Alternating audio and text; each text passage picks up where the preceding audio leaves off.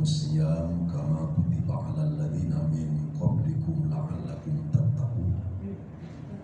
Wa qala Nabi sallallahu alaihi wasallam, man shoma ramadhana imanan wa ihtisaban ghufira lahu ma taqaddama min dhanbi. Sadaqallahul adzim wa sadaqa nabiyuna Muhammadin sallallahu alaihi wasallam wa balagha Allahu adal amanah wa nasrul ummah wa jahada fi sabilillah wa nahnu ala dzalika minasyahidin wasyakirin walhamdulillahi rabbil alamin. Amma ba'du, usikum jami'a wa nafsi bi taqwallah wa ta'atihi la'allakum tuflihun. Ma'asyiral muslimin wa jukratil mu'minin rahimakumullah.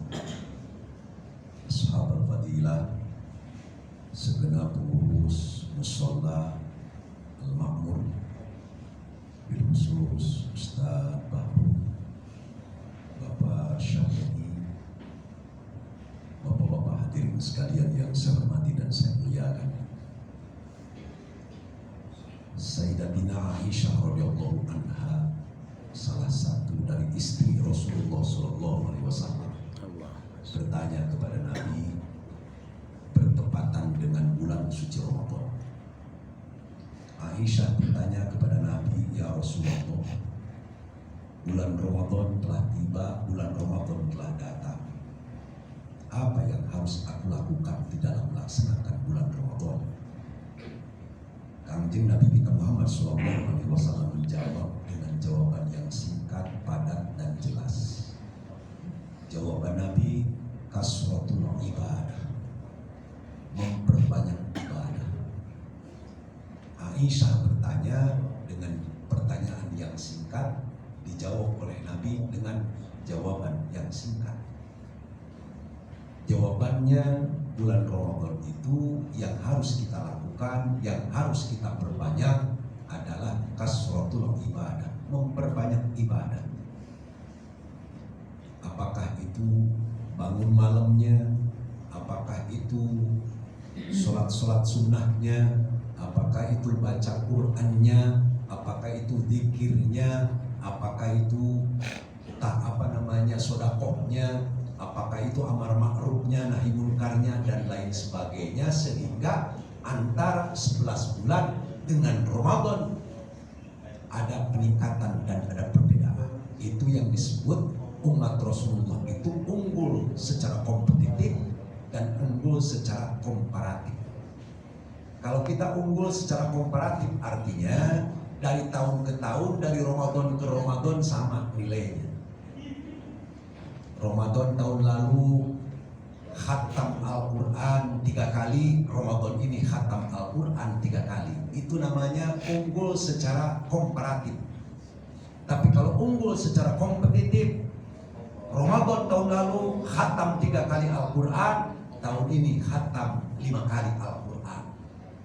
Ramadan tahun lalu bocor tarawehnya 2-3 kali, Ramadan tahun ini totalitas khatam tarawehnya.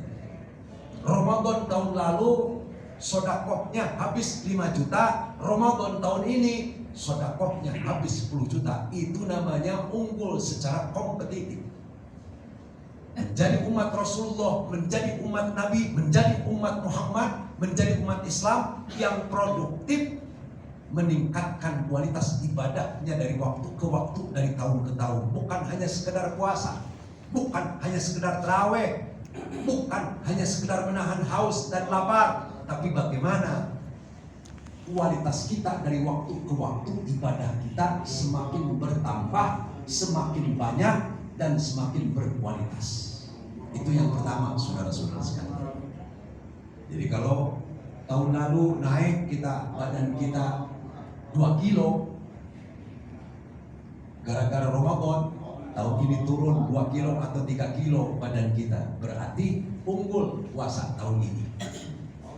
Itu yang pertama, saudara-saudara sekalian. Yang kedua, putusan terakhir dari puasa itu, stempel terakhir dari orang-orang yang melaksanakan puasa itu di dalam Al-Quran dikategorikan la'allakum tattaqun, agar menjadi hamba-hamba Allah yang bertakwa, agar menjadi hamba-hamba Allah benar-benar yang takut dengan Allah, yang dekat dengan Allah. Kenapa kita harus menjadi orang yang bertakwa? Padahal kita sudah mukmin. Kenapa kita harus menjadi orang yang bertakwa? Padahal kita sudah muslim. Kenapa kita harus menjadi orang yang bertakwa? Padahal kita sudah muhsin. Mukmin orang yang percaya beriman kepada Allah, muslim orang yang memeluk agama Islam, muhsin orang yang beramal soleh. Kok tidak cukup dengan dua ini? Harus ada stempel dari Allah menjadi orang yang bertakwa. Mafhum mukhalafahnya saudara, kalau orang itu beriman, orang itu mukmin, belum tentu bertakwa. Kalau orang itu berislam, belum tentu dia bertakwa. Kalau orang itu berihsan, belum tentu dia bertakwa. Tapi kalau orang itu sudah bertakwa, pasti dia beriman. Kalau orang itu sudah bertakwa, pasti dia berislam. Kalau orang itu sudah bertakwa, pasti dia berihsan. Bagaimana contohnya?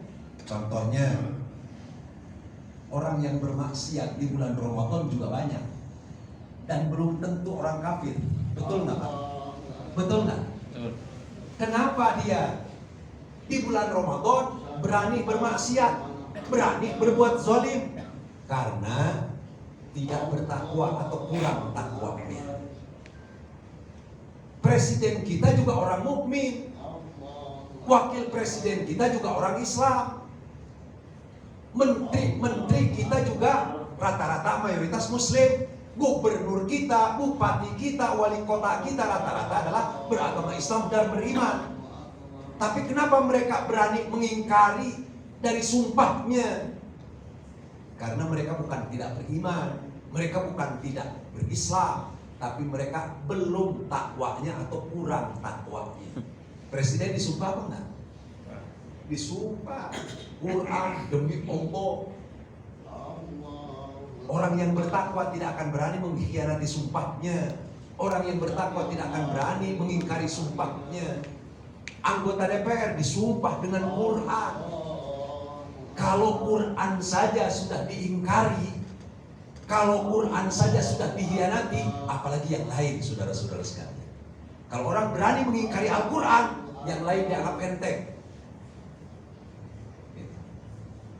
Jadi kalau kita punya kompas, bagaimana kita melakukan sesuatu yang sesuatu itu tidak over menurut syariah.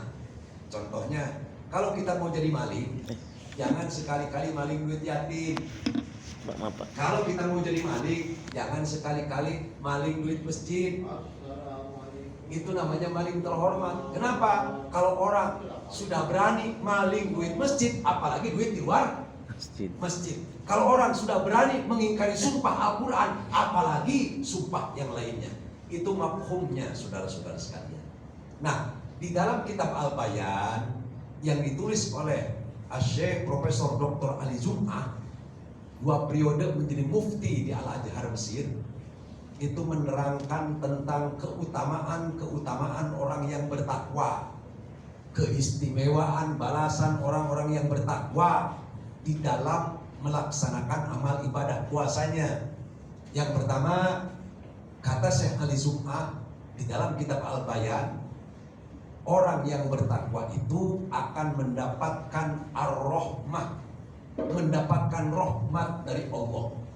Rahmah itu bahasa Arab, rahmah itu bahasa agama, bahasa kitanya kasih sayang Allah.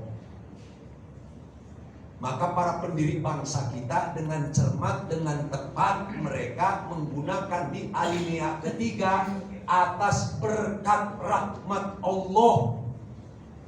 Kenapa? Karena mereka secara spiritual menyandarkan diri kepada Allah, sehingga Indonesia ini mustahil secara logika akan merdeka lawan Portugis, mustahil Indonesia akan merdeka lawan Belanda, mustahil Indonesia akan merdeka lawan Belanda, lawan Jepang. Kenapa? Karena logikanya tidak imbang, persenjataannya tidak imbang, logistiknya tidak imbang. Kenapa merdeka? Maka para pendiri bangsa kita atas berkat rahmat Allah, dengan kasih sayang Allah, dengan rahmat Allah, maka dijadikan Indonesia merdeka. Nah, orang yang bertakwa, lulus puasanya, akan diberikan rahmat oleh Allah Subhanahu wa Ta'ala, kasih sayang Allah. Saya yakin bapak-bapak yang hadir ingin mendapatkan kasih sayang dari istrinya. Betul apa enggak? Betul apa enggak? Yang punya istri pasti menginginkan istrinya memberikan kasih sayang sepenuhnya kepada kita. Yang punya anak, bapak saya yakin dan dipastikan pasti menginginkan kasih sayang dari anaknya. Betul apa enggak? Betul apa enggak? Orang tua yang sehat akalnya, orang tua yang sehat nuraninya, ketika punya istri pasti menginginkan kasih sayang dari istrinya. Ketika punya anak pasti menginginkan kasih sayang dari anaknya. Ketika punya teman pasti menginginkan kasih sayang dari teman-temannya. Ketika punya saudara pasti menginginkan kasih sayang dari saudara-saudaranya. Kalau kita punya istri saja ingin dapat kasih sayang dari istri kita, kalau kita punya anak saja ingin dapat kasih sayang dari anak kita, kalau kita punya saudara ingin dapat kasih sayang dari saudara kita, bagaimana kalau kita, Allah yang menciptakan kita, Allah yang menghidupkan kita, Allah yang menjamin rezeki kita, kenapa tidak merebut kasih sayang Allah Subhanahu wa Ta'ala? Itu yang dinamakan rahmat.